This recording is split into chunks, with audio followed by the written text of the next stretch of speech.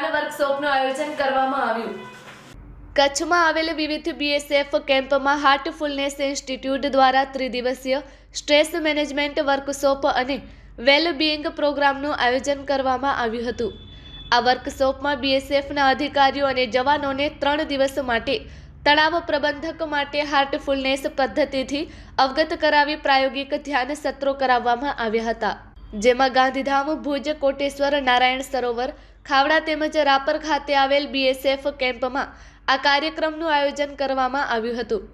દેશની સરહદોની રખેવાળી કરતા સીમા સુરક્ષા દળના અધિકારીઓ અને જવાનો પોતાના દૈનિક જીવનમાં તણાવનું યોગ્ય રીતે મેનેજમેન્ટ કરી પોતાની જવાબદારીઓ વધુ કાર્યક્ષમ રીતે વહન કરી શકે એ માટે બીએસએફ અને હાર્ટફુલનેસ દ્વારા સાથે મળીને સ્ટ્રેસ મેનેજમેન્ટ વર્કશોપનું આયોજન કરવામાં આવ્યું હતું, જેમાં બીએસએફના અધિકારીઓ અને જવાનોને 3 દિવસ માટે હાર્ટફુલનેસ સંસ્થાના પ્રશિક્ષકો દ્વારા રિલેક્સેશન, મેડિટેશન, રિજુવેનેશન અને પ્રેયર મેડિટેશનની તાલીમ આપવામાં આવી હતી।